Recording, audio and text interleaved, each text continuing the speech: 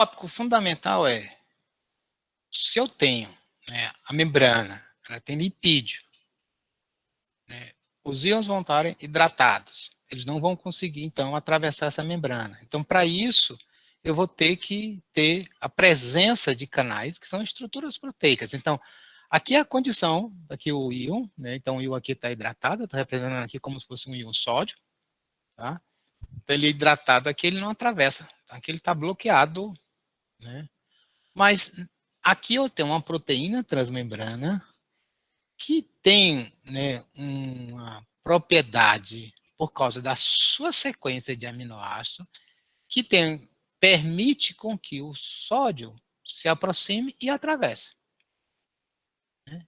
Eu tenho aqui uma outra proteína transmembrana, né, numa outra condição, né, que isso aqui seria, desculpa, aqui é que eu não vi, isso aqui é para o potássio, isso aqui é uma outra proteína transmembrana que vai permitir, né, a passagem, né, do sódio. Então, são proteínas diferentes, ok? E essas proteínas, né, elas têm uma sensibilidade, uma especificidade para os determinados íons. Então, os íons só vão atravessar a membrana se eu tiver proteína e a conformação, ou seja, o modelo estrutural dessa proteína permita com que um íon atravesse. Né? Então, quando eu olho, né, um neurônio, e aí eu vou falar que o neurônio é a unidade funcional do sistema nervoso central, eu vou sempre imaginá-lo, né, em vários aspectos. E aí aqui eu tenho diferentes tipos de neurônios. Então, eu tenho aqui nesse diagrama, primeiro, nessa coluna aqui, eu tenho uma região dizendo qual é a função dessa região específica.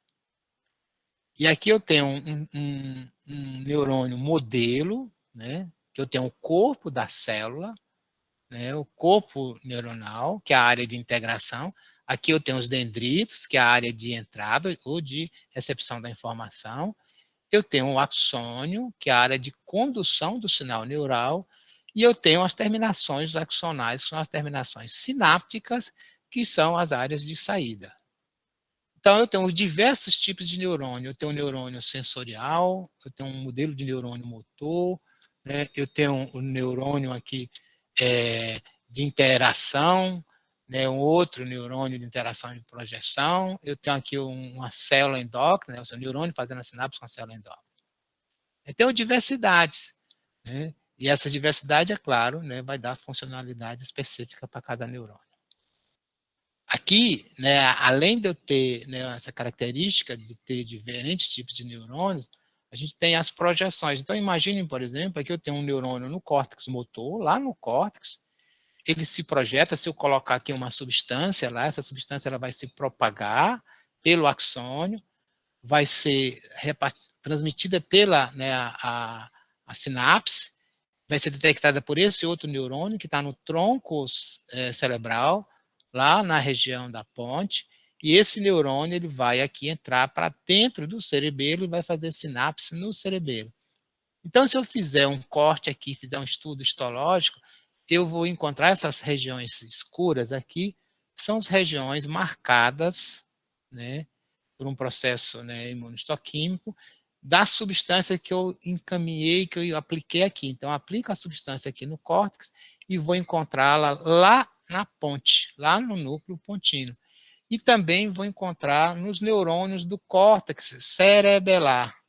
Então, eu sei que essa substância foi colocada aqui, foi transportada pelo axônio, foi liberada aqui nessa sinapse, foi captada por esse corpo neuronal aqui e foi levada até os neurônios do córtex cerebelar. Então, eu consigo identificar essas conexões, esses circuitos neurais. E cada neurônio vai ter a sua unidade, é uma unidade funcional.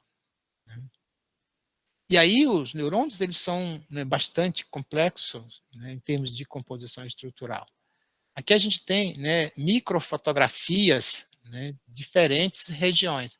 Então aqui nessa região aqui, aqui eu tenho, ó, isso aqui é o núcleo, isso aqui é a membrana nuclear, né, desse neurônio, então esse aqui é o núcleo, e aqui eu tenho, né, um processo de ramificação de um dendrito, Tá? Então, isso aqui é a membrana do dendrito.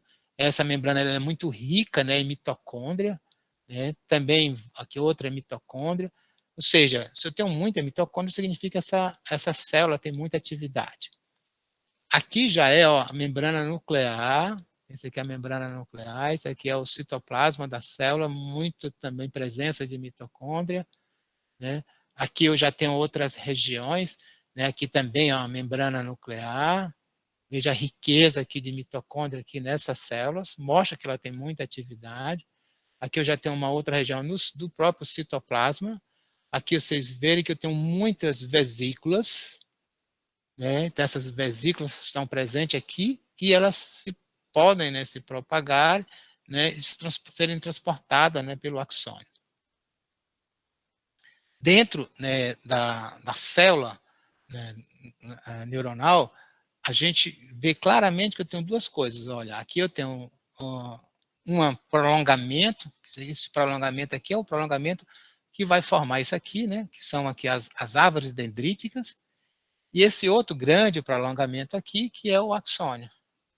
Todos esses tipos de prolongamento em estruturas celulares, eles são feitos por microtubos, né, que são microfilamentos. Então, está aqui, ó, esse microtubo aqui, né, que são, né, os filamentos, são moléculas globulares que vão se juntarem e formarem filamentos. Né? Isso aqui é um exemplo do microtubo geral, que ocorre no material biológico. Isso aqui é neurofilamentos. Então, eu tenho aqui ó, um conjunto de nanômeros que se juntam, né, e formam, né, esses dímeros se formam entre si, e aí eu tenho aqui ó, um grande filamento. Aqui eu tenho, olha, um exemplo do microfilamento, como ele ocorre. Então, essas proteínas tubulares que formam, que nós chamamos de neurofilamentos, elas são fundamentais para, fazer, né, porque aqui no corpo da célula eu tenho uma máquina de síntese proteica. Muitas vezes a síntese do neurotransmissor vai acontecer aqui.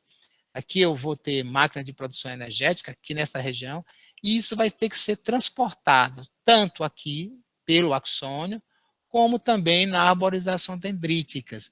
Então, esses neurofilamentos, esses microtubos, são peças essenciais no funcionamento do neurônio para promover, né, esses transportes. Né, e esses transportes que vão dar funcionalidade. Hoje nós já sabemos que algumas doenças, né, você tem, né, alterações desses filamentos, e aí essas alterações vão acabar promovendo formação de placas. Isso aqui é uma placa de amiloide, isso aqui é um estudo histopatológico mostrando essa placa de amiloide aqui. Né, isso aqui é por causa da deficiência no metabolismo das proteínas relacionadas, né, aos microtúbulos. Aqui do mesmo jeito, a formação aqui desses corpos, né, de Lewy, que são responsáveis, né, por promover degeneração neuronal, morte neuronal e envolvidas, né, em doenças neurodegenerativas. Então, essas é uma relação que você tem com a estrutura, né, os neurofilamentos, né, que são fundamentais para a função do neurônio. Quando esses neurofilamentos metabolicamente são afetados, porque são proteínas, e isso tem sempre um turnover, ou seja, ele sempre está sendo, né, reestruturado continuamente.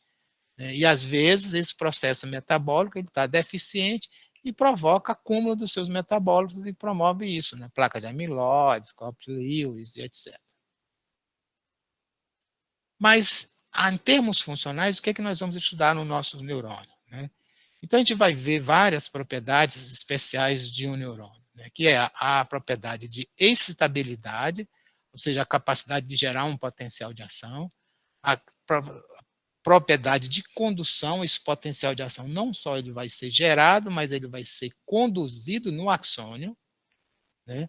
A transmissão, que é a sinapse, vamos ver que tem sinapse elétrica, sinapse química, o processo que nós chamamos de integração, que é como que um neurônio ele transmite, né, uma informação para vários outros neurônios ou como vários outros neurônios transmitem informação para um neurônio.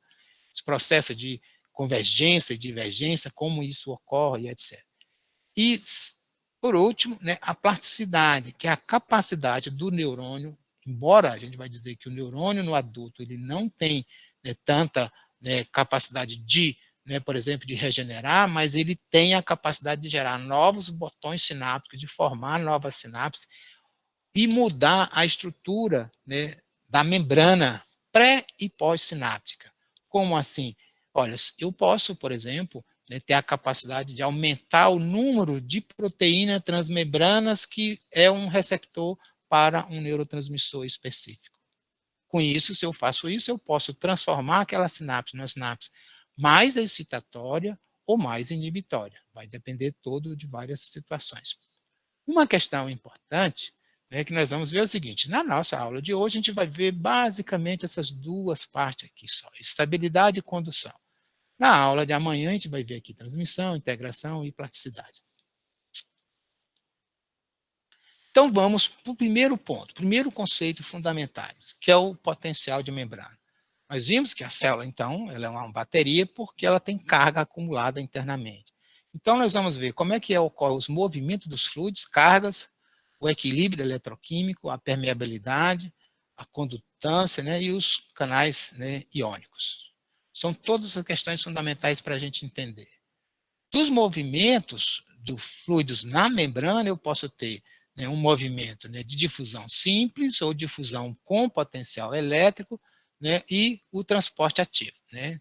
São os três principais tipos de movimento, e esses três tipos de movimento são fundamentais, né, para as propriedades do neurônio. Esses movimentos, é claro, ocorrem nas diversas células. Então, quando eu falo de difusão simples, eu estou falando aqui, olha, nesse gráfico, nesse diagrama, né? Então, o que é que eu tenho? Vamos dizer que eu tenho aqui o tempo zero, tá? Que é essa condição aqui. Então, neste gráfico, eu tenho aqui é o tempo zero, o tempo 1 e o tempo 2, ok? E aqui eu tenho a concentração de um detergente nos recipientes, certo? Então, aqui eu tenho um recipiente, aqui é o recipiente 1, esse lado aqui, e aqui é o recipiente 2, tá? Então, o que eu tenho é o seguinte, imagine que eu tenho aqui os dois recipientes, eles são separados por uma membrana, essa membrana ela é permeável. Então, vamos dizer que eu tenho água aqui e água aqui, certo? E aí eu vou colocar um detergente, então esse detergente, ele, né, ele vai formar essas emulsões, né? Que aqui é um detergente colorido, aqui nesse ambiente 1, e ele, então, ele está mais concentrado aqui, concentração, né, 100%, está aqui a concentração, no ambiente 1, e no ambiente 2 a concentração é zero. Com o tempo, né, aqui o que, que vai acontecer? Por diferente de concentração, eu vou saindo aqui do ambiente 1, as moléculas, e vão para o ambiente 2. Então, eu vou diminuindo a concentração no ambiente 1, e aumentando a concentração, né, ou seja, a presença, né, do detergente no ambiente 2, até que chega a um ponto em que eu mantenho uma estabilidade. A quantidade de detergente no ambiente 2 e no ambiente 1 é a mesma. Então, aqui eu tenho uma fase de estabilidade. É difusão simples. Né? Agora, imagine se eu tenho uma difusão agora com um potencial elétrico. Ok? Então, em vez de eu ter aqui, né, tem um ambiente 1, um ambiente 2, e aí o que eu tenho aqui são cargas elétricas. Vamos dizer íon, posso ter íon positivos e íon negativos. No ambiente 1, se eu tenho diferença, né, de concentração aqui, eu tenho concentração 100%, né, aqui no ambiente 1 e concentração 0. Então, aqui a gente fez uma identificação para facilitar no diagrama, que eu vou ter 10, né, íons de cada condição, certo? 10 íons positivos, 10 íons negativos. Então, aqui no ambiente 1, nessa condição aqui, o tempo 0, eu vou ter 10 moléculas, 10, né, ânion e 10 cátion aqui presente, certo? No compartimento 1. No compartimento 2, eu tenho 0. Qual é a diferença, né, elétrica aqui? Eu vou ter né, a mesma quantidade de cargas positivas e negativas no ambiente 1.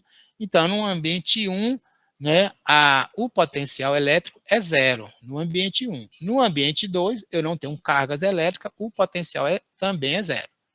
Tá? Agora, uma característica importante é que esta membrana que separa os dois, ela só é permeável aos cátions, às partículas positivas. Então, o que é que vai acontecer? Eu tenho uma diferença de concentração, eu tenho 10 cátions no ambiente 1 e 0 no ambiente 2.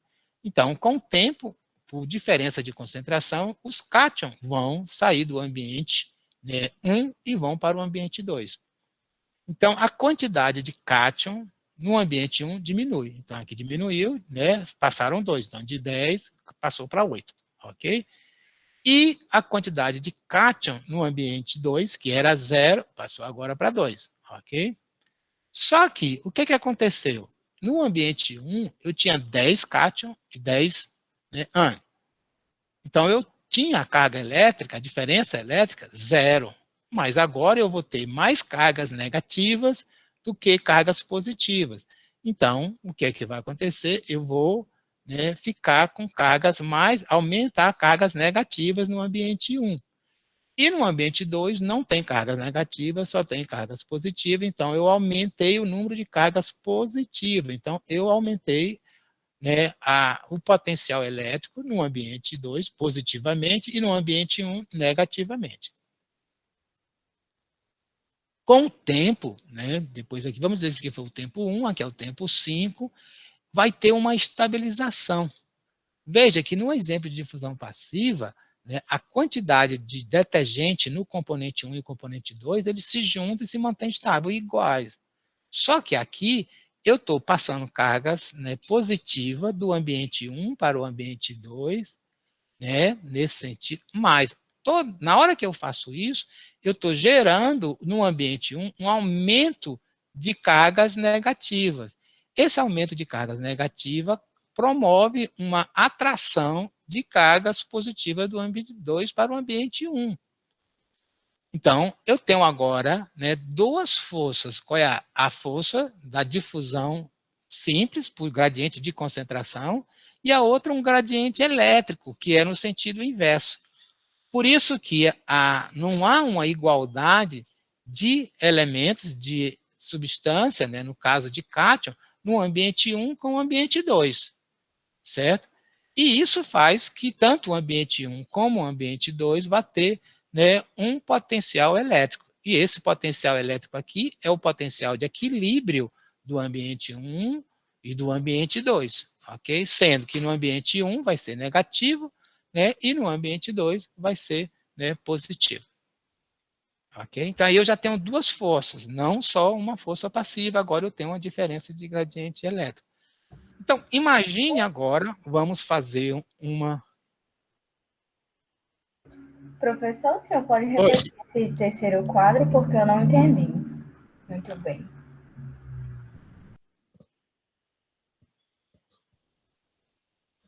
Então, olha, veja aqui. Então, imagine que eu tenho, né, deixa eu voltar aqui.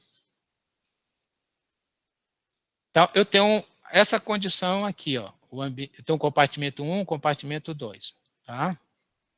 Então, eu estou colocando, né, íons positivos e negativos. Eu coloquei 10 íons positivos e 10 íons negativos aqui, né, no compartimento 1, ok?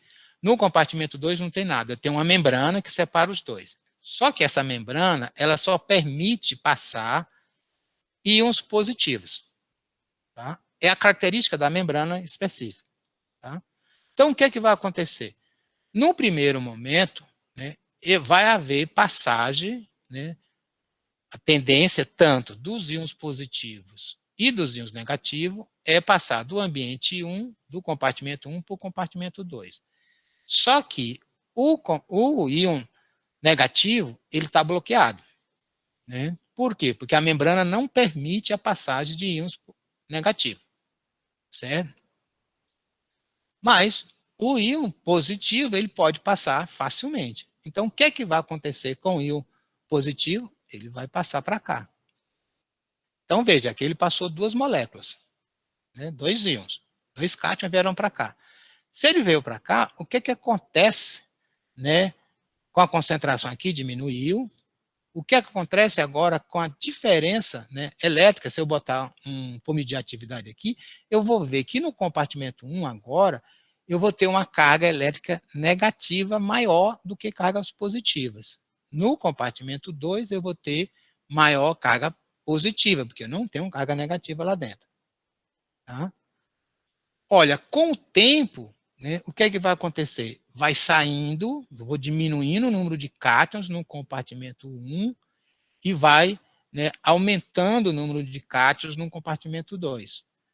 Olha, se eu estou diminuindo o número de cátions, a carga elétrica no compartimento 1 vai ficando mais negativa, porque ela está perdendo cargas positivas, ela não está perdendo cargas negativas. As cargas negativas estão se mantendo.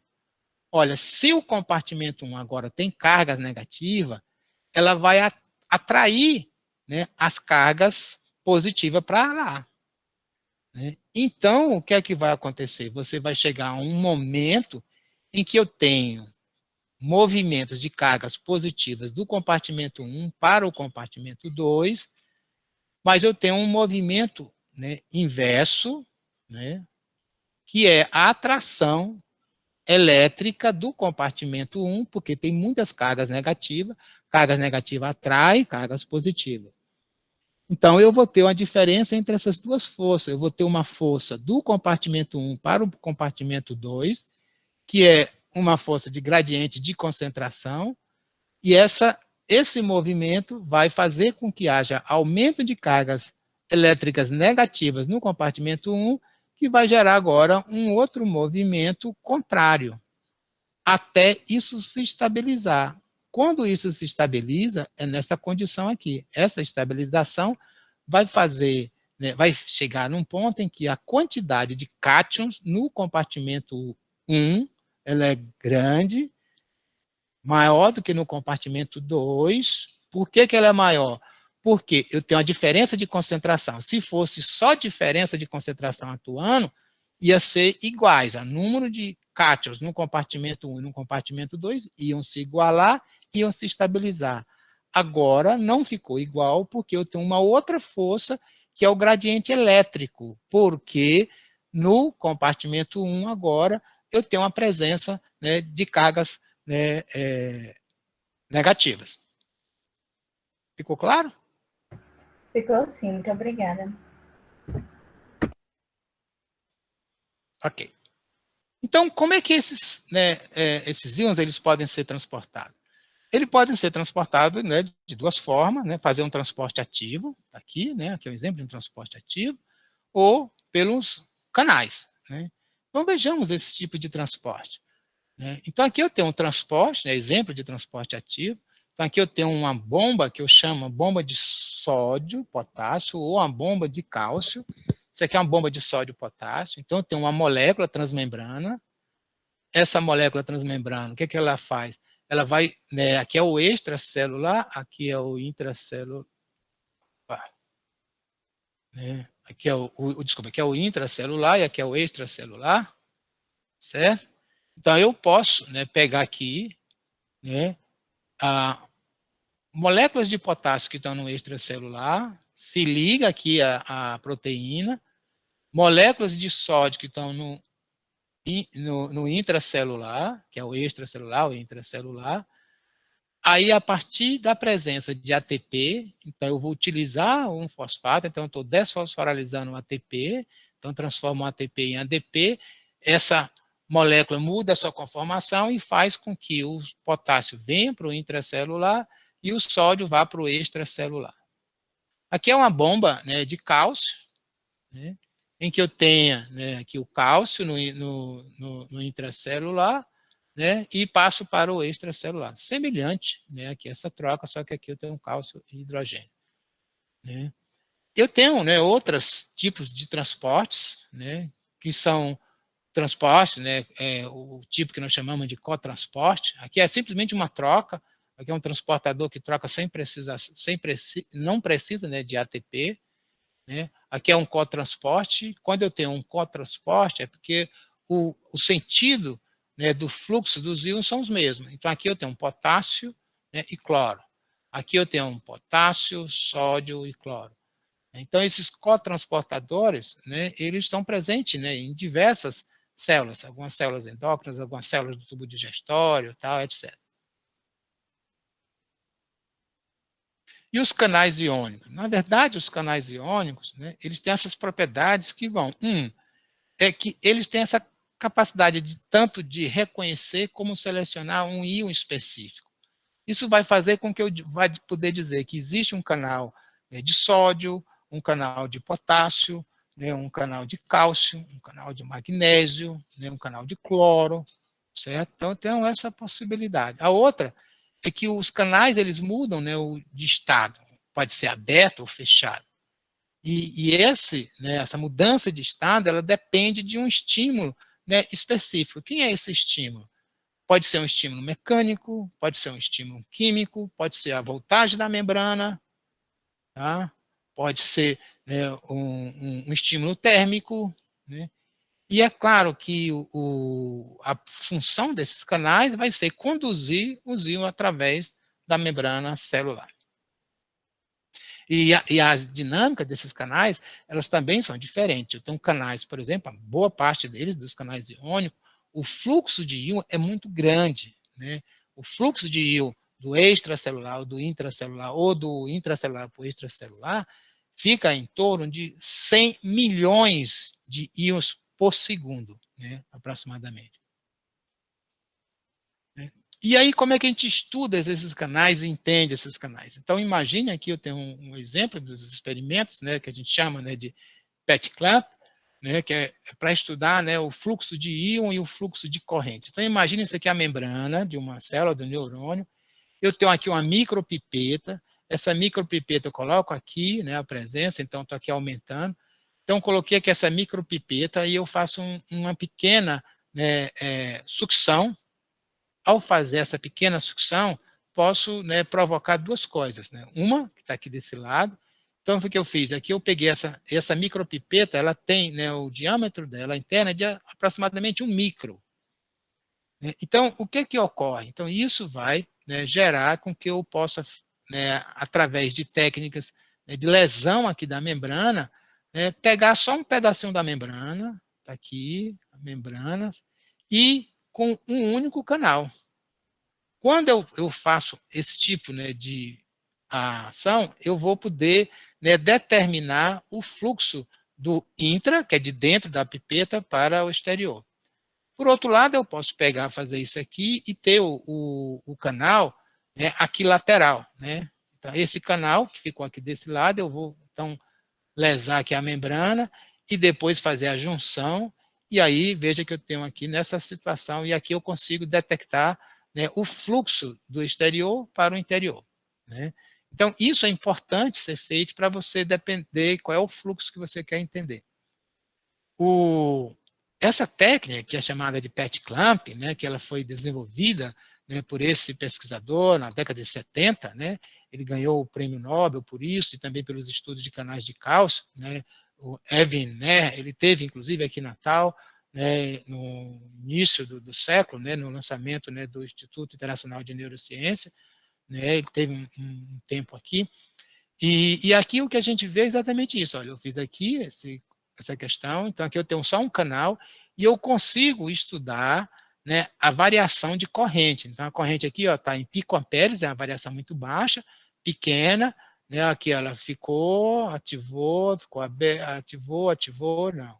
Então, né, o que a gente tem é isso aqui. Então aqui eu tenho a corrente, a medida da corrente, certo? Geralmente a corrente muito baixa, em torno de picoampere, e aqui eu tenho, né, a estrutura do canal. Isso aqui é um exemplo, né, claro, um esquema. Nessa condição aqui, o canal está fechado, então eu não tenho corrente, não passa corrente pelo canal. Aí eu mudo aqui a conformação do canal, agora o canal ficou aberto, permite então o fluxo de um íon. O íon, ele, como ele está, né, ele pode ser um cátion ou um ânion, ele vai gerar então uma corrente. Então eu estou detectando aqui a corrente em decorrência da passagem, né, desse íon. E aqui, né, novamente, fechou e aí, né, não tem mais variação na corrente. Então, com isso, eu posso, né, estudar especificamente e ver, né, quais são os elementos que o canal ele é dependente. Aqui, no caso, eu estou vendo que o canal, o estado do canal, ele é diferente conforme a voltagem. Então, veja, quando eu estou na voltagem aqui de 0 milivolt, eu não estou aplicando nenhuma diferença de voltagem, né, no canal. Ele não tem, a corrente é sempre zero, não tem mudança de corrente, certo? Então, está aqui, eu marquei aqui, certo? Quando eu coloquei agora uma diferença positiva de mais, né, 25 milivolts, o que a gente observa é que agora, olha, corrente aqui aumenta, aumenta a corrente, aqui, então ele ficou, estava no sentido fechado, abriu. Aí eu passei, aí olha, marquei aqui. Aqui, olha, eu tenho um outro, botei agora em mais 50 milivolts. Agora a corrente aumentou e aumentou mais ainda, a amplitude da corrente ela é maior, né? E passa mais tempo aberto. Então eu sei que nessa condição aqui, ó, com 50 milivolts, a corrente ela é maior, né? E se eu faço, né, coloco uma voltagem negativa, eu vou agora a corrente agora é no sentido inverso, né, corrente negativa e assim sucessivamente. Então eu posso dizer aqui claramente que a corrente, né, de passagem pelo canal, ela depende da voltagem que eu coloco entre o lado interno e externo, né, desse canal. Então, o que é que a gente tem, né? Na verdade, eu tenho diferentes canais, e esses canais eles são dependentes de determinadas, né, condições. Então, veja, aqui eu tenho canais que são dependentes de voltagem. O que é que significa ele ser dependente de voltagem? Que o estado dele de estar aberto, fechado ou inibido depende da voltagem que está a membrana celular. Então, aqui eu tenho um canal de sódio, né, que é dependente de voltagem. Eu tenho um canal de cálcio, também dependente de voltagem. Aqui eu tenho um exemplo de um canal de potássio, dependente de voltagem, e um canal de cloro, dependente de voltagem. Aqui são canais dependentes de ligantes, que são substâncias, são neurotransmissores ou hormônios. Então, eu tenho aqui um canal dependente de glutamato. O glutamato é um neurotransmissor. Quando o glutamato, o ligante, se liga a ele, ele muda a sua conformação, permite a entrada ou a saída, né, de determinado íon. Então, aqui é um canal, por exemplo, de potássio, que ele é ativado pela presença do íon cálcio, né? Então, o íon cálcio aqui no intracelular, quando se liga aqui a essa proteína, ela muda a sua conformação e permite com que haja, né, fluxo de potássio.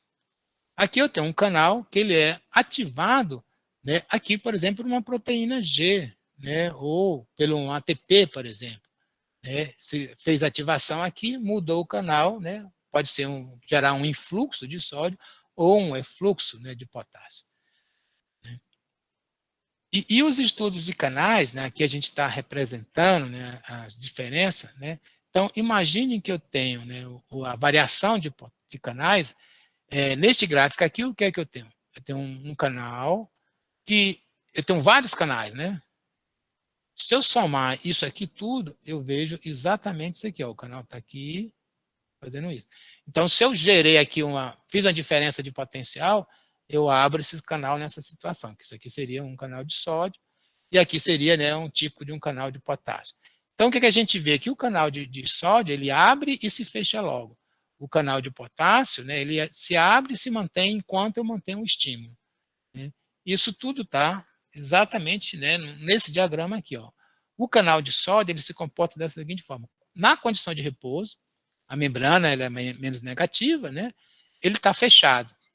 Quando ele atinge um determinado valor aqui, menos negativo, ele fica aberto. Então, enquanto ele fica aberto, o sódio entra. E aí, logo em seguida, né, ele fica inativado, né? Então, ele fica inativado, depois que eu tiro o estímulo, ele volta a ficar fechado.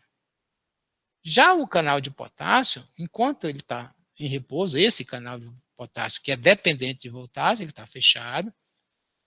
Deu o estímulo, ele continua fechado, ele demora a abrir, a cinética dele é lenta.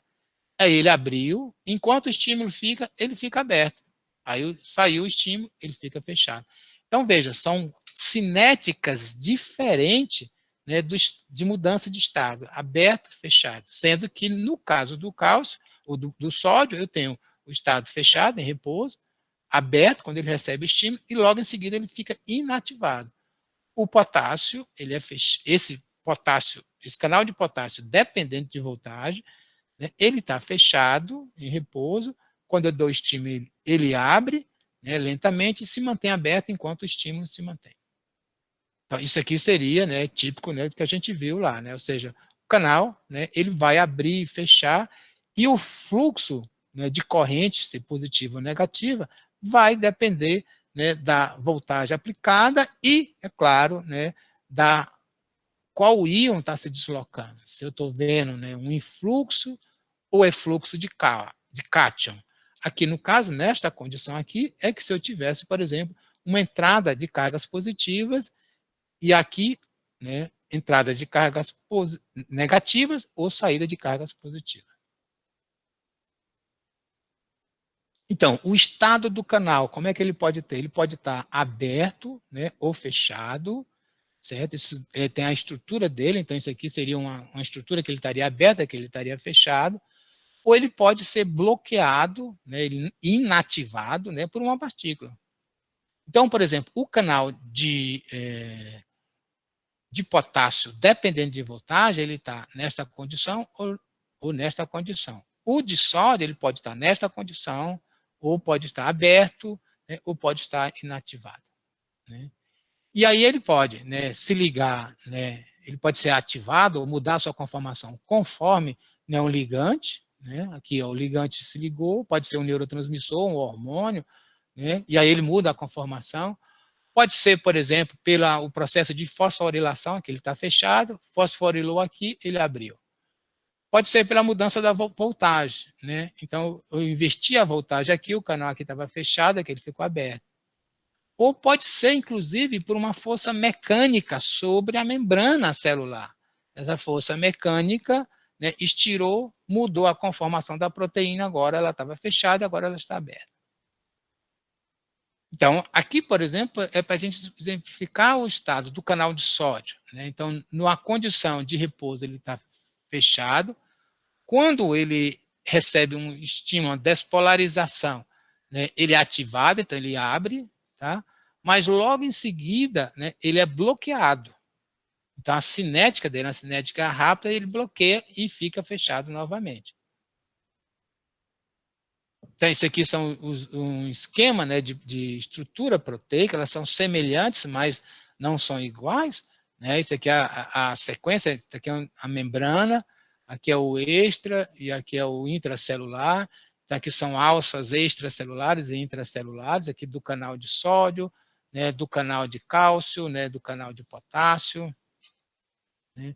Existem diferentes tipos de canais, né, e aqui eu tenho canais diferentes, né, de sódio, então todos esses canais, quando eu escrevo NaV, né, significa um canal de sódio, dependendo de voltagem, 1.1 é o primeiro que foi descoberto, o segundo, o terceiro, o quarto, né, e isso aqui eles têm uma semelhança entre eles. Né, esse canal aqui, por exemplo, ele é um canal importante que mutações nele, por exemplo, geram, né, alterações epilépticas. Hoje já existe, né, na área médica, né, o que nós chamamos de canalopatias, ou seja, patologias que são alterações de canais. E isso pode gerar, né, alterações, por exemplo, né, de sensibilidade à dor, alterações autonômicas, alterações, né, olfatórias.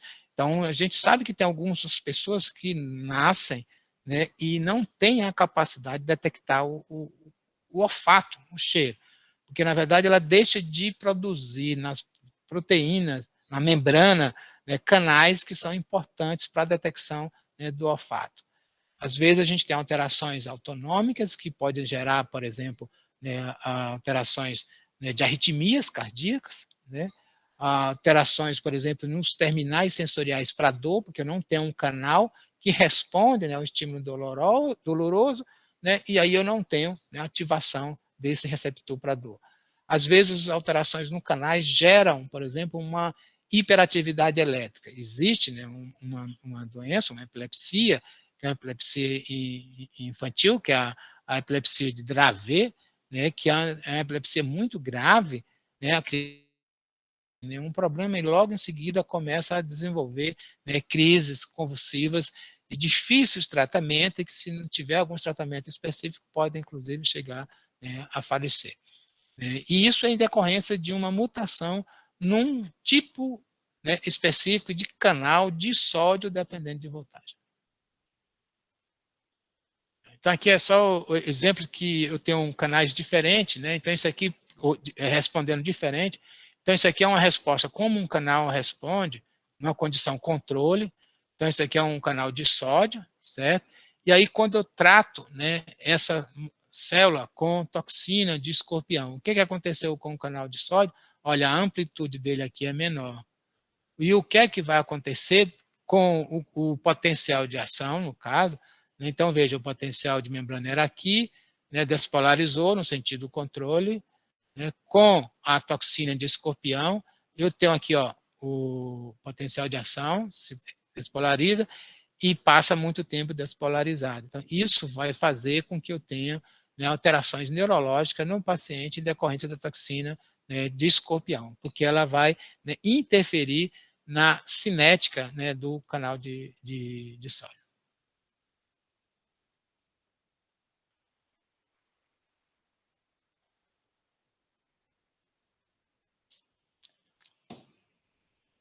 Alguma questão até aqui? Então, né, vejamos, né, o que a gente tem. Né, professor, diga. Só uma coisa, eu vi que o senhor colocou o slide no cigarro, mas essa parte que passou agora não está dentro do slide. Você poderia depois mandar esse daí? É isso mesmo. Foi bom você lembrar, viu, Álvaro? Porque, na verdade, eu fiz uma inversão na coisa das aulas, né? E aí o que eu deixei lá foi a versão anterior, né? Depois é que eu vi. Obrigado, viu? Eu vou mudar e botar esses slides lá, certo? Show, obrigado. Então, né, nós vimos, por exemplo, quando eu tenho, né, a membrana ser semi-permeável, né, eu vou ter passagem, por exemplo, no caso eu posso ter uma membrana que vai permitir só a passagem de cátion ou de ânion, ou de uma substância específica. Mas, e aí se eu tiver, por exemplo, partículas diferentes, eu vou ter diferença de voltagem. Mas eu posso ter uma outra condição, é que eu tenho uma diferença, né, na voltagem específica. Se eu botar uma voltagem mais negativa ou mais positiva por um lado, né, se um lado, né, tiver mais negativo, ele vai atrair moléculas ou cátions, né, e não ânions. Então, isso tudo vai depender, né, da situação em como a minha célula está presente. Então, imagine numa situação aqui, né, em que eu tenho o seguinte, nessa condição aqui, ó, tenho a mesma concentração, né, de cloreto, né, de potássio, 1 milimolar, no compartimento 1, no compartimento 2. Então, a diferença é igual. Né? Você não tem o número de íons, né, cátion e ânions, no compartimento 1 e compartimento 2 é igual. A diferença de voltagem entre o compartimento 1 e o compartimento 2 é zero. Tá? Aí imagina o seguinte, num primeiro momento, né, aqui nesta condição, eu vou colocar 10 milimolar de cloreto de potássio aqui no compartimento 1.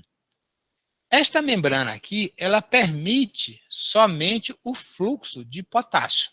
Ela não permite o fluxo de cloro. Certo? Então, se ela permite só fluxo de potássio, eu tenho um aumento da concentração de potássio aqui, que vai gerar um aumento do fluxo de potássio por esse lado. Certo? Então, agora eu vou ter um fluxo de potássio do compartimento 1 para o compartimento 2. Com o tempo, isso vai entrar em equilíbrio. Né? O fluxo de potássio para o compartimento 1 e para o compartimento 2 é igual. Só que eu vou ter mais cloro aqui. Como eu tenho mais cloro agora nessa região, este lado aqui vai ficar mais negativo e este lado aqui agora, como passou muito potássio, vai ficar mais positivo. Então, se eu fizer a diferença de potencial aqui, dependendo da posição aqui do meu eletrodo, né, eu vou ter agora uma diferença de potencial entre o compartimento 1 e o compartimento 2. E essa diferença de concentração aqui, essa diferença de voltagem, ela vai ser proporcional ao logaritmo da concentração do lado 1 com o lado 2. Né? Certo? Então, quem é esse valor? Esse valor ele pode ser calculado, né, pela famosa equação de Nernst. Esta equação ela vai dizer que o equilíbrio eletroquímico que vai chegar quando eu tenho um íon que passa de um lado para o outro, que vai estar diferente de concentração, ele vai depender da constante de gases, da temperatura, da valência, da constante de Faraday e, né, da relação logarítmica entre a concentração de um lado com o outro. Olha, se eu pegar isso aqui, né, eu sei, colocando as condições, né, de gases, temperatura, constante de Faraday, etc., numa situação em que eu tenho, né, o controle, no caso de um material biológico, né, eu sei que esse valor é aproximadamente 58. E aqui é a valência. Olha, se eu estou trabalhando com potássio, quem é a valência do potássio é 1. Então, aqui fica 58. Né? Olha, opa, desculpa. Então, aqui eu vou ter 58, esse valor, né? E eu vou ter o logaritmo de 1 de 10, porque eu estou dizendo que a concentração no extracelular é 1 e a concentração, né, no intracelular, ou no compartimento 2 e compartimento 1, é 1 sobre 10. O logaritmo de 1 sobre 10 é menos 1. Menos 1 vezes 58 dá menos 58. Né?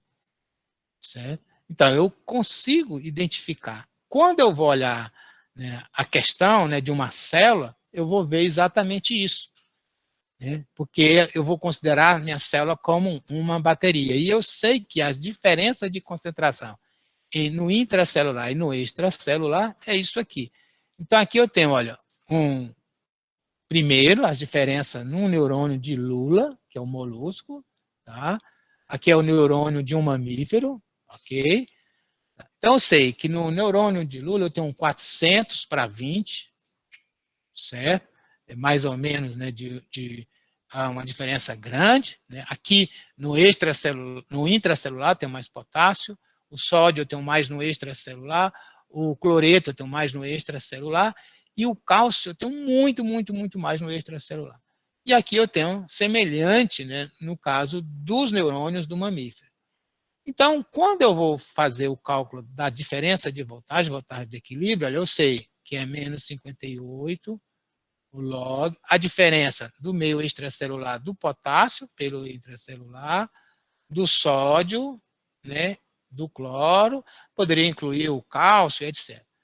Esse P aqui é a permeabilidade. Né?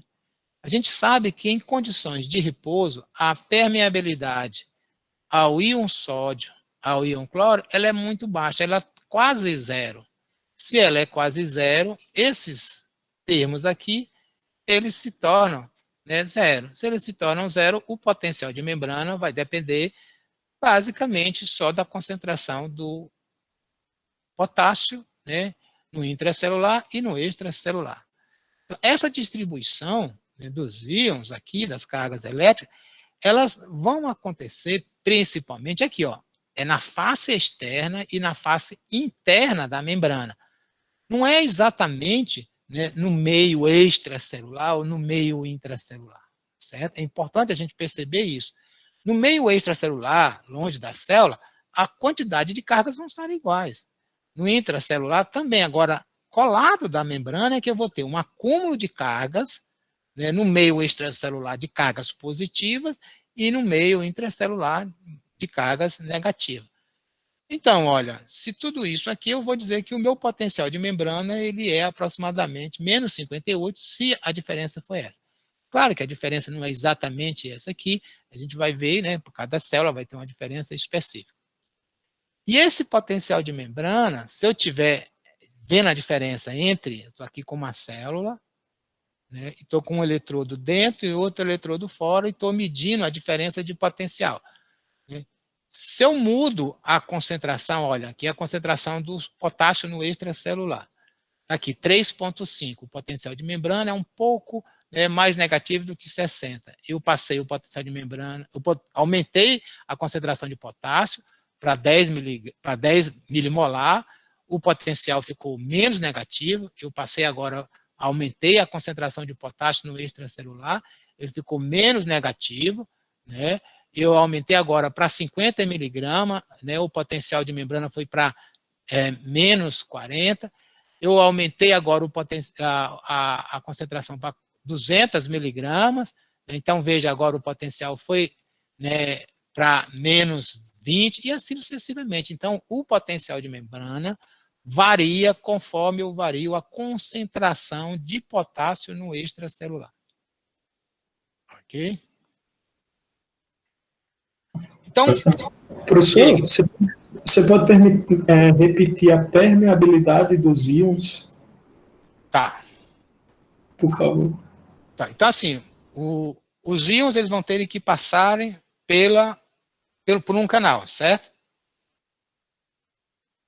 Então, assim, ele só vai passar por um canal.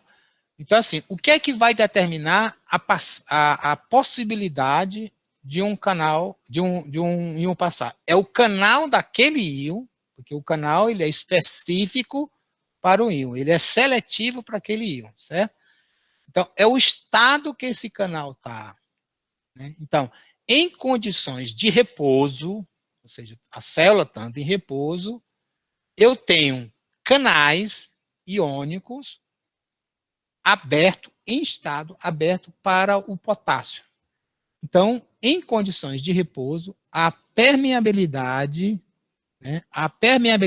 para o íon de potássio, ela é muito alta, certo? Em condições de repouso, sem nenhum estímulo, os canais de sódio, porque assim, eu tenho um canal de sódio que, em condições de repouso, eles estão abertos. Então, desculpa, canais de potássio. Então, o potássio pode entrar e sair da célula. Então, o que é que vai acontecer? O potássio vai entrar em equilíbrio. Certo? O sódio, né, nem condições de repouso, não existe canais abertos para sódio. Certo? Então, o sódio, ele não consegue ter fluxo de sódio em condições de repouso. Então, a permeabilidade para o íon sódio na condição de repouso, ela é igual a zero. Ela é próxima de zero. Então, não tem uma passagem de sódio numa condição de repouso. Certo? Do mesmo jeito, né, a permeabilidade ao cálcio. Permeabilidade ao cálcio numa condição de repouso é zero. Então, não há passagem, né, de cálcio pela membrana. Não há fluxo de cálcio, né, pela membrana. Certo? Como o sódio e o cálcio, e no caso, o cloro, estão muito concentrados no extracelular, não existe fluxo, mesmo ele estando muito concentrado. Certo? Então, só vai ter fluxo, né, em condições de repouso pela membrana, né, por canais do potássio. Certo? Então, a permeabilidade do potássio em condições de repouso é alta, a do sódio é quase zero, a do cálcio é quase zero, a do cloro é quase zero. Certo? Aí a pergunta é, quando é que, né, a permeabilidade ao sódio aumenta? Quando a permeabilidade ao cálcio aumenta? Quando que a permeabilidade do cloro aumenta? A permeabilidade deles vão aumentar quando os canais de sódio abrirem, saírem do estado fechado para o estado aberto. Quando, né, o canal de cálcio abrir, sair do estado fechado para o estado aberto, eu aumento a permeabilidade ao cálcio e aí tem influxo de cálcio. Do mesmo jeito com cloro. E quando é que a permeabilidade do cálcio aumenta? Quando o canal muda o seu estado, né, de fechado para o estado aberto. E quando é que isso ocorre? Ocorre se o canal for dependente de voltagem, vai depender da voltagem. Então, eu vou ter canais de sódio que, quando a membrana tiver uma diferença de voltagem próximo de menos 40 milivolts, a proteína muda a sua conformação, permitindo, né, um influxo de sódio. Certo? Eu vou ter, né, uma condição que, quando o potencial de membrana ele inverte a polaridade, ou seja, ele fica em repouso, ele é negativo. Se ele ficar positivo, eu tenho canais de cálcio dependente de voltagem, que, quando a voltagem está positiva, ele muda a conformação e permite influxo de cálcio. Mas eu tenho também, né, canais de sódio que não são dependentes de voltagem, eles são dependentes de um ligante, por exemplo, de um neurotransmissor. Quando eu tenho, né, a liberação de glutamato, que é uma molécula, um neurotransmissor, ele se liga, né, ao receptor de glutamato. Esse receptor de glutamato ele muda a sua conformação e permite influxo de sódio, ou permite influxo, né, de cálcio.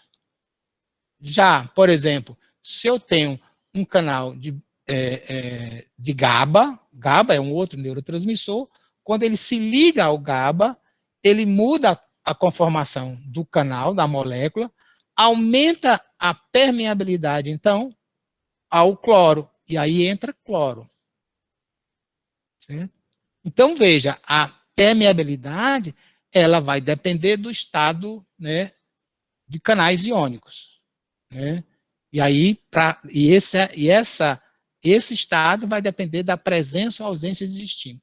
Em condições de repouso, né, somente o íon potássio é que tem fluxo livre pela membrana. Por isso que ele está em equilíbrio.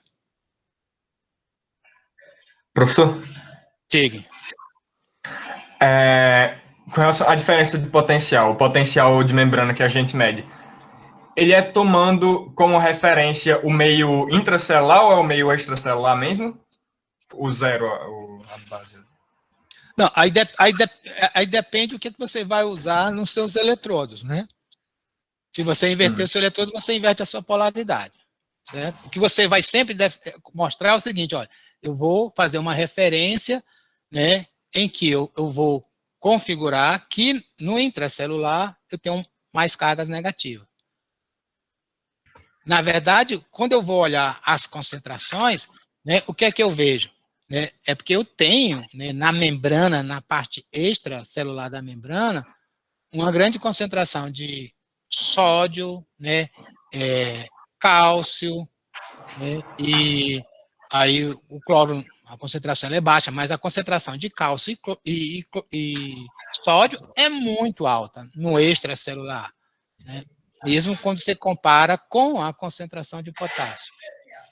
Ok? Tá, agora, nesse primeiro gráfico você falou que foi adicionado potássio na parte extracelular? Na extracelular, certo? É porque... Porque aí, veja bem, na hora que você adiciona, né, ele vai entrar em equilíbrio, certo? Certo. Aí, ao entrar em equilíbrio, aí muda o potencial de membrana. Porque muda o potencial de equilíbrio ao potássio.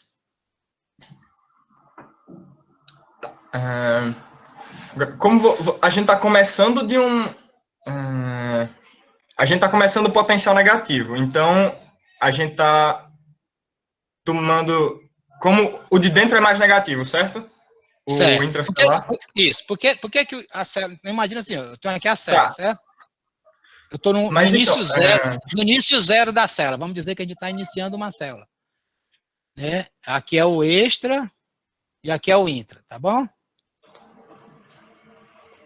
Assim, nessa condição aqui, né, vamos dizer que a gente não tem potássio, não tem nenhum íon.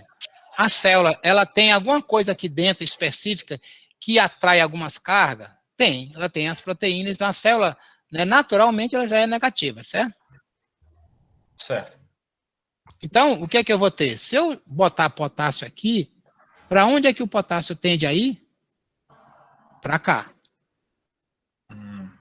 Certo? Certo. Mas ele vai ter que entrar no equilíbrio. Certo? Ele vai ter um gradiente, né, que vai chamar ele para cá. Então, numa condição de repouso, eu vou ter baixo potássio aqui no extracelular e vou ter muito potássio no intracelular. Certo? Sim. Tá? Aí, toda vez que eu aumentar aqui, então assim, como eu tenho essa diferença, eu sei que o quê? Né? Aqui, olha, veja bem, então isso aqui eu estou mantendo essa carga aqui. Certo? Que é uma carga que ele está em equilíbrio. Mas ele está em equilíbrio por quê? Ele está em equilíbrio por causa, né, da tendência aos cátions, né, entrarem para dentro da célula por causa da atração, inclusive, pelas proteínas. Ok? Certo.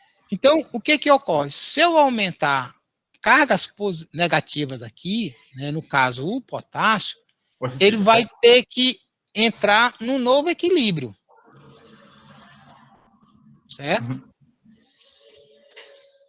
Então, imagine o seguinte, eu aumentei eu estou colocando uma quantidade de carga, né, uma nova concentração de potássio, eu estou aumentando o potássio no extracelular, né, para ele chegar a esse nível de concentração. Então, o meu potencial de equilíbrio agora, ele vai ser menos negativo. Eu estou aumentando, né, cargas positivas aqui do potássio. Mas você está aumentando a carga positiva fora. Então, o meio interno não deveria ficar mais negativo em relação, tipo, relativamente? Não, ele vai ficar menos negativo. Porque esse potássio que ele está adicionando vai entrar na célula, que é o fluxo, né, livre de potássio, Tá, por então, isso que vai certo. reduzir Então vai o mais- potencial. Então vai mais entrar Isso. potássio na célula do que permanecer fora, mesmo você tendo começado colocando fora, vai entrar mais dentro do que fora. Ok. Então, assim, porque ele vai tender sempre a buscar o equilíbrio dele. Né? Porque ele permite passar a entrar ou não. Agora, imagina o seguinte, aí se eu botar sódio aí fora, vai mexer nisso? Também você vai estar mexendo no gradiente elétrico. Gradiente elétrico de quem? Você vai estar aumentando as cargas positivas fora. Então, o potássio, ele vai ter uma tendência um pouco maior a querer entrar, né? Enfim. Mas se eu não Por tenho um causa da fluxo, repulsão eletrostática. mas se eu não tenho um fluxo de sódio, Sim, você não tem um fluxo de sódio. Mas pela carga positiva, ele vai repelir um pouco o potássio para dentro, não é? então, assim, aí é porque você está imaginando, então isso é importante para poder a gente entender esse raciocínio. É porque você está imaginando dentro, assim, ó, o extracelular e o intracelular dessa forma. A gente tem que imaginar que é na membrana que eu estou medindo, certo? Então, se eu não tenho um fluxo iônico, aquele íon não interfere no meu potencial na membrana, que eu estou só tentando ver o que está acontecendo aqui, aqui. Certo? Então, se eu aumentar o sódio aqui no extracelular, o efeito dele, né, no potencial de membrana vai tender a zero. Ele é um pequeno, né, ele tem um pequeno efeito, porque você acaba tendo uns pequenos canais que permitem a passagem. Mas se eu não tiver canal, ele não vai mexer no meu potencial de membrana. Se o canal estiver fechado. Certo? Porque aí o que eu vou medir, não vai interferir no equilíbrio, né? Não vai gerar fluxo iônico, certo? Tá? Então, nessa fase de repouso, em repouso, o fundamental para a manutenção do potencial de repouso é o potássio no extracelular, porque é o que a gente pode variar, né?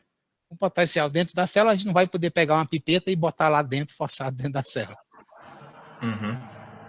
Mas, no fim das contas, esse extracelular ele vai mais entrar do que permanecer fora, né? E por isso vai aumentar, esse potencial vai ficar mais positivo, esse potencial que a gente está medindo. Exato. Menos negativo. Ok. Né? Obrigado. Então, aí tem outra questão, que é o sinal neural em si, né? Que a célula, quando ela não está de repouso, tem aquilo que nós chamamos, né, de potencial de ação. né? Um potencial de ação típico está aqui, né? Então tem aqui uma variação, está aqui menos 60. Veja, tem uma despolarização aqui, ou seja, ele fica menos negativo aqui de uma forma pequena, rápida, e aí, ó, uma despolarização rápida, ele se torna, inclusive, né, positivo, ele inverte a polaridade, depois ele repolariza e volta ao repouso. Então, olha, isso eu tenho diferentes tipos de potenciais de ação. Isso aqui é um potencial de ação, né, que ele é periódico, né, essa célula tem capacidade de gerar. Esse aqui é uma frequência muito rápida. Tá? Então, tem muitos tipos diferentes e a gente vai agora dar uma olhada e entender como é que são esses potenciais de ação, como é que eles são gerados. Né? Então, aí a gente volta para a nossa questão do fluxo. Né? Porque, olha, se eu tenho uma situação que nós estamos chamando de sinal neural, que é o potencial de ação, que é uma mudança brusca, rápida na voltagem, olha, se está mudando a voltagem, significa que tem, né, fluxo de íons. Né? E aí é que esses pesquisadores, né, o Goodman, o Roddick, né, o Katz, todos foram importantes, né, no estudo. Então, o que eles imaginaram é o seguinte, é como se eu tivesse aqui o extracelular, né, e o intracelular, né, aqui na célula. E que a membrana, ela funcionasse mais ou menos como um sistema, né, em que eu tenho, né, resistências. O que é uma ideia da resistência? A resistência é algo que vai, né, promover uma dificuldade da passagem, né, da corrente elétrica. E aqui, né, ele vai, né, usar a resistência como, na época, não tinha ideia de canais ainda, mas era o modelo, né, o analógico com a física. Então, eu tenho aqui, ó, esse sistema aqui, que a minha resistência aqui, ela tá, né, ela não é variável, ela é constante. Então, isso aqui, né, eu tenho sempre um fluxo de íons. Aqui eu sei que esse fluxo de íon é de potássio. Mas eu sei que, por exemplo, né, por sódio, está fechado. Né? Eu não tenho passagem de sódio. Para o potássio, eu sei também que existem, né, canais de potássio que estão fechados. Né? E, além disso, né, eu uso essa lógica de que essa célula funciona, que essa membrana tem um capacitor, porque a mudança é muito brusca. Né? Então, os capacitores vocês conhecem, então, na verdade, é quando eu tenho acúmulos de cargas. Aqui eu tenho um exemplo, né, de 2 placas. Então, na verdade, um capacitor é isso, eu acumulo cargas. E o que a membrana celular faz é exatamente isso. Você tem um acúmulo de cargas positivas no extracelular, né, de sódio. Né? Então, isso vai fazer com que você tivesse um acúmulo de cargas, né, negativa. Então, é essa situação em que eu vou ter. Né? Então, a questão, o capacitor, ele tem uma resposta muito rápida, tanto para descarregar como para carregar, né? Isso é importante. E aí, o que eles foram estudar foram as correntes iônicas de cada elemento desse. Então, eu tenho essa corrente iônica aqui do sódio, eu posso ter uma corrente iônica do potássio aqui, se eu mudar essa resistência, e eu posso ter essa corrente iônica, que é uma corrente também de potássio, porque a gente sabe que a condutância, esses canais, eles estão sempre abertos. E essas correntes, elas vão depender, né, desse G, esse G aqui é igual à condutância. Condutância é a mesma coisa, né, de permeabilidade. E isso depende, né, das diferenças, né, do potencial que estava, né, o sódio, né, em relação ao potencial de equilíbrio ao sódio, do potencial de equilíbrio, do potencial, né, de membrana, do potencial de equilíbrio ao potássio, do potencial de membrana, e assim sucessivamente. Né? Então, o que eles fizeram foi pensar em fazer um experimento em que eles iriam controlar a voltagem, né, e aí estudar as correntes iônicas, as correntes elétricas. Estudando a corrente elétrica, se eu falo em corrente, eu estou falando de movimentos de cargas elétricas. E movimento de carga elétrica numa membrana é movimento de íons. Então, era isso que eles estavam querendo estudar. Então, a corrente aí, no caso, é igual a movimento de carga, e movimento de carga é igual, né, a fluxo de íon. Então, o que eles queriam estudar é exatamente o fluxo de sódio, o fluxo de potássio, durante, né, um potencial de ação.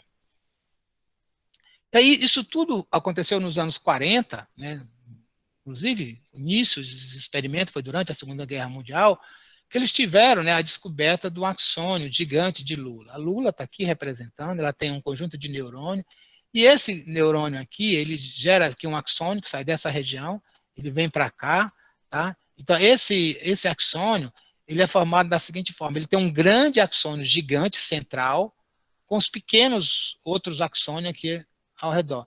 Esse axônio gigante, ele é tão grande, que na época, é claro, a gente não tinha, né, elementos, né, pequenos, miniaturizados, permitia eu colocar um eletrodo dentro. Então, eu podia estudar a diferença de potencial dentro e fora, né, desse axônio.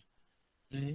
Então, o que eles observavam é, enquanto eu dava um estímulo nesse axônio, gerava um potencial de ação. E é isso que vocês estão vendo aqui, né, nesta figura, né, nessa animação, aqui nesse osciloscópio. Né? Então, a gente tem aqui o disparo do potencial de ação. Então, isso aqui é como se estivesse estimulando uma célula. Então, eu tenho aqui uma despolarização e uma repolarização. Então, na verdade, o que eles foram estudar foi, então, qual é a corrente que ocorre aqui, para poder entender qual é o fluxo iônico. Então, este foi um experimento que eles chamaram de fixação de voltagem. Né? Então, na verdade, né, o experimento está aqui, como está aqui o axônio, eu tenho eletrodos internos, eu tenho esses eletrodos, aqui é o eletrodo de referência, neste caso aqui eu posso medir a corrente com esses dois pares de eletrodos. Com esses dois pares de eletrodos, esse aqui, eu posso fixar a minha voltagem. Então, eu posso, né, eu sei que o interior e o intracelular e o extracelular, no caso de um neurônio de Lula, eu tenho uma diferença de voltagem específica. E aí, se eu mudar, se eu deixar, né, isso mais positivo, mais negativo, o que ocorre com as correntes? Né? Então, né, aqui a gente tem, né, uma simulação. Essa simulação aqui, depois vocês vão ver, né, que tem um programa que vocês podem simular, né? Então, imagine o seguinte, aqui eu estou fixando diferentes tipos de voltagem. Eu estou fixando aqui voltagem mais negativa. Então, aqui minha condição, ele estaria aqui próximo de menos 70, né, que é o repouso. Aí eu fiz menos 80 e menos 90. Então, isso aqui está aqui, eu fixei aqui menos 80, menos 90. Então, veja que é o tempo, né? Então, ao fixar a voltagem, eu não tive alterações. Essa alteração aqui na minha corrente, ela aqui é zero. Isso aqui é o que eu chamo de corrente capacitiva, que é simplesmente, né, em decorrência de eu ter mudado a voltagem. Né? Então, eu fiz só essa diferença aqui e aqui. Então, isso não mostra, né, que ocorreu fluxo iônico quando eu, né, fiz com que fixei o potencial de membrana do axônio gigante de Lula mais negativo. Então, ao fixar, né, deixar a membrana mais negativa, não provocou nenhuma alteração em termos de fluxo iônico. Certo? Porém, quando esse processo for o inverso, em vez de eu fazer isso positivo, eu fiz isso negativo, né? Tanto fazendo, deixando aqui, era menos 70, aí menos 60, menos 50, menos 30, 20, e assim sucessivamente. Isso gerou, primeiro, essa aqui é a corrente capacitiva, então não nos interessa isso aqui. Gerou uma corrente de entrada transitória, tá aqui, né? Então saiu daqui, veio para cá e fez isso. Então isso aqui é uma corrente de entrada, né? Por que a gente está dizendo corrente de entrada? Porque é o sentido, né? Se a corrente aqui ela é negativa, significa que ela é entrada, né? Por causa do sentido da posição dos eletrodos. Tá? Então, a corrente de entrada é transitória porque ela aumenta e depois diminui. E depois eu tenho uma corrente aqui, que é uma corrente positiva, que eu chamo uma corrente de saída. A corrente de entrada ela ocorre imediatamente ao estímulo, a corrente de saída ela vai ocorrer de uma forma atrasada e constante, mantém enquanto tiver o estímulo. Acabou o estímulo, gera só a corrente aqui capacitiva, que também nos interessa nesse momento. Então, eu tenho, né, basicamente, quando eu faço, né, fixo a voltagem, né, da membrana menos negativa, isso gera, né, uma corrente, né, de entrada transitória e rápida, e uma corrente de saída atrasada e lenta, e que aqui depende de todos os estímulos. Então, se eu tenho uma corrente, isso significa que eu tenho um fluxo iônico, né? Tanto aqui, então tem algum fluxo iônico que são responsáveis para gerar essa corrente, e outros íons que podem ser responsáveis por essa corrente. Olha, essa corrente aqui, ela pode ter sido causada por dois motivos. Ou a entrada de íons positivos, ou saídas de íons negativos de dentro da célula. Não existe, né, alta concentração de íons positivos dentro da célula para sair. Então, eu já sei que isso aqui é decorrência de entrada de cargas positivas, né? E aí as cargas positivas que estão maior concentração no lado extracelular da membrana é sódio e cálcio. E a gente sabe, né, já se sabia na época que isso não era decorrência de cálcio, porque se eu tirar o cálcio não interfere nisso aí. E aqui do mesmo jeito, essa corrente, né, que a gente chama corrente de saída, né, ela pode ser saída de cargas positivas ou entrada, né, de cargas negativas, né. Como, né, a gente não tem alteração, a gente deve imaginar que isso seja cargas, né, positivas. Então, é exatamente isso aqui, olha. Então, os tipos de corrente, quando eu faço uma hiperpolarização, eu saio de um valor negativo, fixando a voltagem, né? Menos 65 para menos 130, eu estou deixando mais negativo, por isso que é hiperpolarização, eu só desencadeio uma corrente capacitiva, não altera nada. Porém, quando eu faço uma despolarização, saio de negativo para zero, corrente capacitiva, aí ocorre uma corrente de entrada rápida, né, transitória, e uma corrente de saída. E aí, então, todo o estudo foi quem é os íons responsáveis por isso e por isso. Então, nós vamos ver como é que esse processo foi ocorrer. Uma questão interessante é que essa corrente de entrada e de saída, ela depende da intensidade da voltagem que você fixa, né?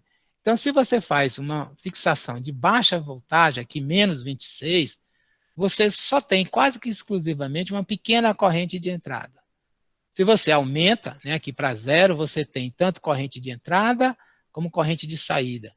Se você já deixa mais positiva, que mais 26, existe ainda uma corrente de entrada, mas menor, e uma grande corrente de saída.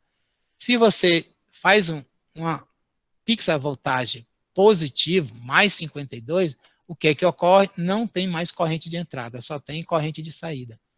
Mais 65, também só tem corrente de saída.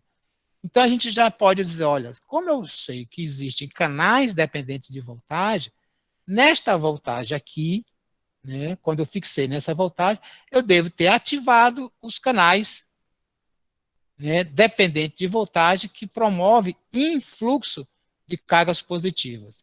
Aqui do mesmo jeito, aqui um pouco, e também aqui eu já começo a promover fluxo de cargas positivas, ou seja, corrente de saída.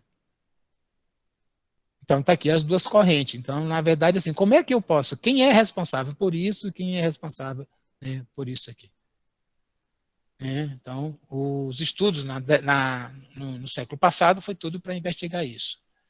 Então, a primeira coisa que a gente viu é que essa corrente de entrada ela é dependente, né, de sódio. Então, esse aqui é o exemplo, né, de quando eu faço uma despolarização. Eu tenho corrente de entrada, está aqui a corrente de entrada, e aqui a corrente de saída. Então, imagine o seguinte, que eu vou bloquear a passagem de sódio, né? Então, essa substância, a tetrodotoxina, ela bloqueia os canais de sódio dependente de voltagem. Tá aqui ela, é uma substância que ela está presente aqui nesse peixe, o peixe baiacu, e que basicamente elas bloqueiam, né, os canais de sódio, né? Então, aqui ela vai bloquear aqui os canais de sódio. Então, quando eu uso essa substância, o que que ocorre? Olha, o que que aconteceu aqui? Né? Não tem corrente de entrada. Então, essa corrente de entrada aqui, ela depende, né, de sódio, dos canais de sódio. Então, essa corrente de entrada, ela sugere que isso é um influxo, né, de sódio. né? E essa corrente, né, de saída aqui, ela é dependente do potássio, qual eu posso usar essa substância aqui, que é o tetraetilamônio. Essa substância aqui, ela bloqueia, né, os canais de potássio. Então, se eu faço um bloqueio de canais de potássio, olha o que ocorre, eu estou dando o mesmo estímulo, eu só tenho uma corrente de entrada, não tem uma corrente de saída que devia estar aqui, né? Não existe. Então, isso demonstra que essa corrente aqui, esse efeito aqui, que a gente vê aqui, quando eu despolarizo, ele né, é fluxo, né, de potássio. Isso aqui em fluxo de sódio e aqui é fluxo de potássio. Então, é isso. Está aqui. Eu tenho aqui as duas correntes. Se eu, por exemplo, né, bloqueio, né, o canal de potássio, eu elimino a corrente de saída. Se eu bloqueio o canal de sódio, eu elimino a corrente de entrada. Né? Então, eu tenho dois tipos de corrente, né, a corrente de entrada, que é da corrente do sódio, e a corrente de saída, né, que é a decorrente da abertura de canais de potássio. Então, eu já posso falar, né, que eu tenho dois tipos de canais dependentes de voltagem, que tem canais de sódio dependente de voltagem, que quando chega a um determinado nível, né, de voltagem, que é negativo, né, que a gente vai chamar de limiar, esses canais de sódio se abrem, muda essa conformação, há um influxo rápido de sódio, né, e depois, né, a célula fica positiva, ela inverte a polaridade, abertura de canais de potássio, e o potássio, né, ele sai da célula, né, e a célula recupera a sua polaridade. Né. Então, aqui eu tenho as correntes e o potencial, isso aqui está dentro do simulador e vocês depois vão aprender como fazer essa simulação. Então, a grande questão é como é que eu vou, né, explicar essas diferenças, né, nas condutâncias. Né. Então, quando eu vou falar, né, da condutância de uma determinada, né, substância, aí a ideia, na época, eles falavam que eu tinha, né, como se fossem portais. Né. Então, na condição de repouso, o portal, dependente de voltagem ao sódio, está fechado, o portal, dependente de voltagem ao potássio, está aberto. Quando eu tenho, né, atinge o limiar, você abre o canal de sódio, o portal, né, do canal de sódio, e aí você tem a despolarização. Né? Então, você tem aqui, né, essa inversão de polaridade. E aí, essa inversão de polaridade, posteriormente, eu repolarizo. Na época, né, o Hodgkin e Hawkins, eles fizeram, né, um modelo matemático para explicar isso, e aí mostrando que eu tenho uma corrente de sódio, uma corrente de potássio, né, e que esse, né, fenômeno é fundamental, né, e explica, né, a geração, né, do potencial de ação. E aí, assim, quando a gente olha, né, aqui está uma animação mostrando, né, então aqui ó, eu tenho um neurônio, né, então aqui é o corpo do neurônio. Então, no corpo do neurônio, nos dendritos, não tem canais de sódio dependente de voltagem, então não tem potencial de ação. O que vai acontecer aqui, nessa região aqui, que eu vou chamar zona de disparo, certo? Zona de disparo, ou zona de implantação, tem muitos canais de sódio dependendo de voltagem. Então, quando eu tenho pequenas alterações no potencial de membrana aqui, nessa região, né, gera o potencial de ação. E esse potencial de ação ele vai se propagar ao longo de todo o axônio. Por quê? Porque eu tenho canal de sódio aqui, canal de sódio aqui, canal de sódio aqui, canal de sódio aqui, canal de sódio aqui, e aí vai, despolariza, repolariza, depolariza, depolariza, porque uma despolarização vai ativando o outro canal, vai ativando o outro, vai ativando o outro, e assim sucessivamente ele se propaga ao longo do axônio sem perder a sua amplitude. Então, o potencial de ação, ele é disparado e ele se propaga pelo axônio, até a terminação axonal para promover a liberação dos neurotransmissores. Eu vou passar para vocês, né, esse simulador, que é o modelo matemático, né, que explica, né, esse modelo do Hodgkin e Hawkins, e que vai explicar, né, o potencial de ação, né, e que vocês, né, terão a oportunidade, né, de fazerem, né, várias, né, simulações. Então, o que é que nós vimos, né, até agora? Nós vimos que toda célula ela funciona como uma bateria, ela acumula carga, a membrana, né, eu vou ter uma diferença de potencial entre o lado intra e o extracelular da membrana, eu tenho uma maior concentração de potássio, né, no intracelular, mas no extracelular eu vou ter muito mais concentrado sódio, né, cloro, cálcio, né, então eu tenho mais cargas positivas, como se estivesse, né, no extracelular.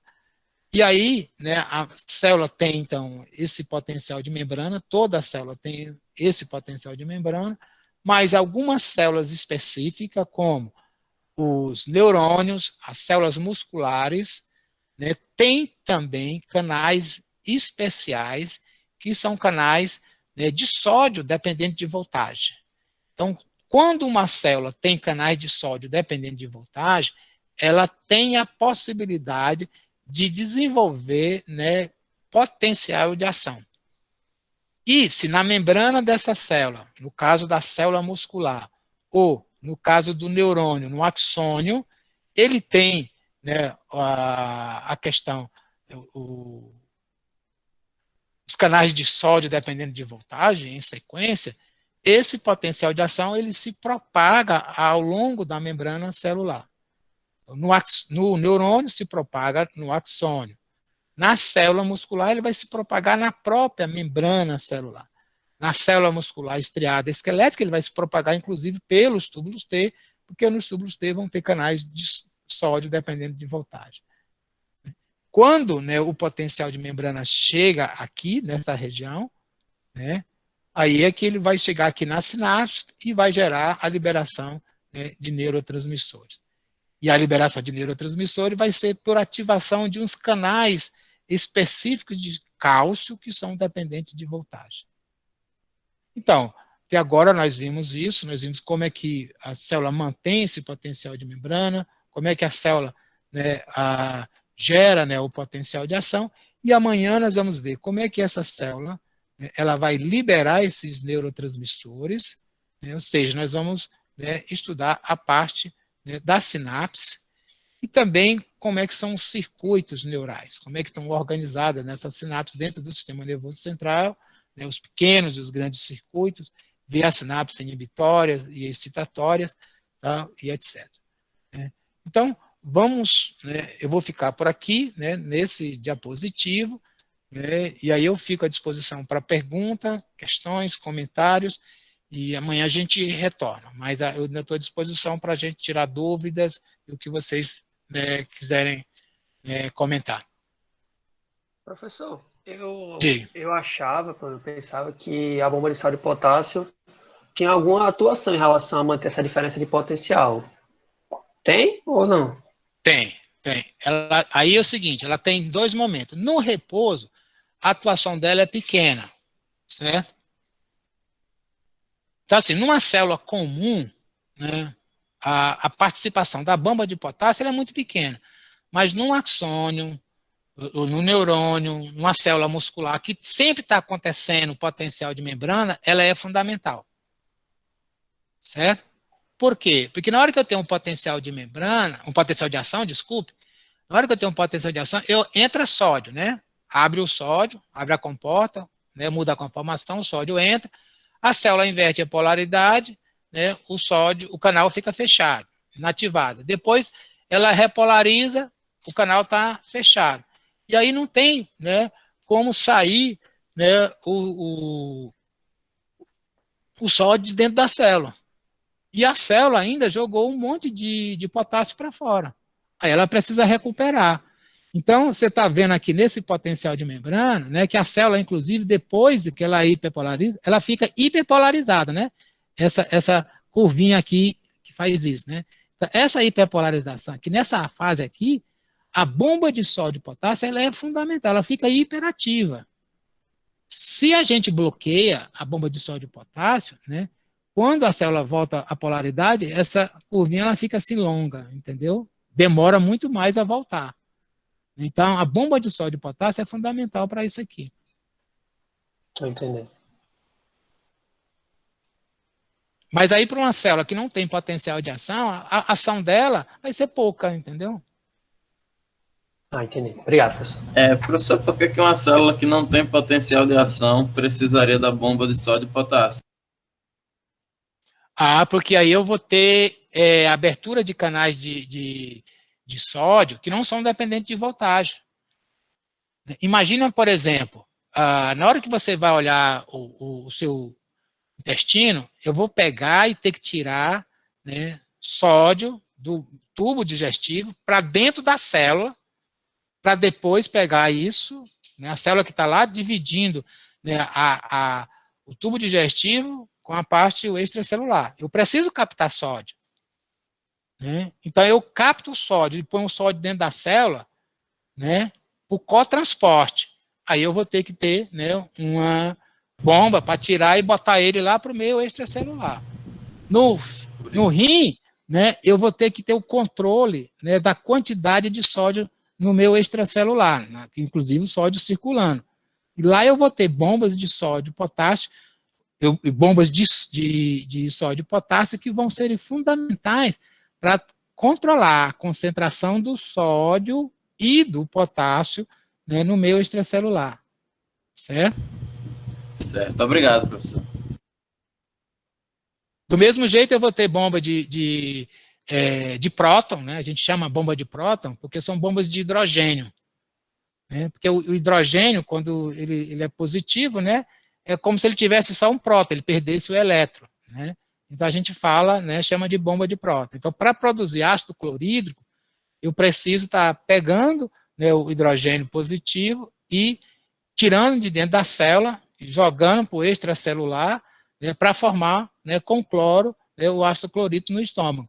Então, a bomba de próton ela é importantíssima, né, para a formação, né, do pH, né, ácido no estômago e para poder ter, né, o processo, né, de quebra, né, das proteínas. Né. Então, veja que hoje a gente usa um medicamento para diminuir a acidez no estômago que a gente chama de bloqueador de bomba de próton. O que ele vai fazer? É um medicamento, uma substância química, que bloqueia, né, esta proteína transmembrana que pega o hidrogênio de dentro da célula para fora da célula.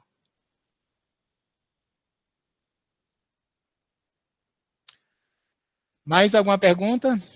Dúvidas? Professor, Diga.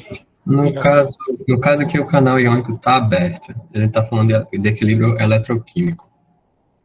A gente pode dizer que a diferença de concentração entre os compartimentos vai provocar uma diferença de voltagem e vice-versa?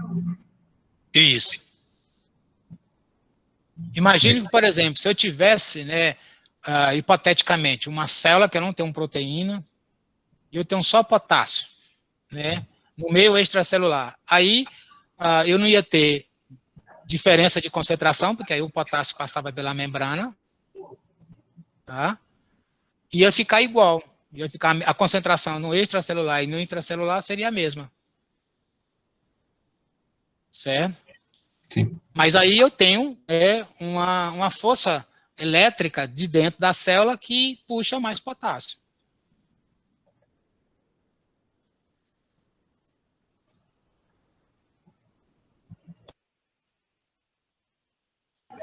Professor, naquela parte de difusão com potencial elétrico, a concentração ela vai ser suficiente para provocar a passagem até que surja o gradiente elétrico, né?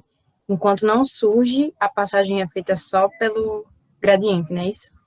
Isso, exatamente. Então, assim, o gradiente, né, a primeira vez que você passou um cátion, por exemplo, para o outro lado, você já gera um gradiente. Só que esse gradiente, né, que vai fazer uma força invertida, ele é bem menor do que ainda o de concentração. Certo? Sim, certo. Aí, na hora, eu vou ter que ter um equilíbrio entre os dois, o gradiente de concentração e o gradiente elétrico. E aí eu digo que esse gradiente elétrico é quando, né, a molécula está em equilíbrio. Aí eu digo, é equilíbrio eletroquímico. Então, só surge o gradiente elétrico no momento do equilíbrio. Não. Aí para as forças. Não, exato. O equilíbrio é quando o gradiente, né, elétrico ele é igual, né, em termos de força, ao gradiente de concentração. Entendi, professor. Obrigada.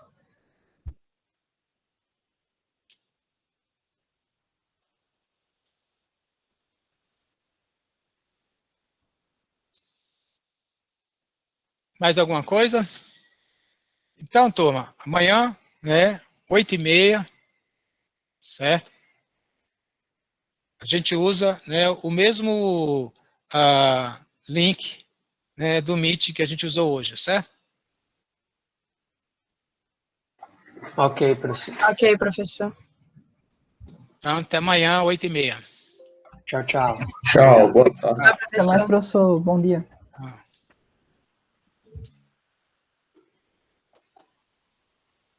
Tchau, professor. Tchau, tchau.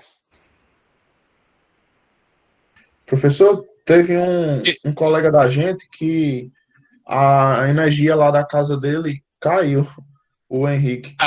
Ok, perfeito, sem problema, gente. Então, assim, essa aula, ela foi gravada, certo? Ela vai... Eu estou terminando a gravação agora, certo?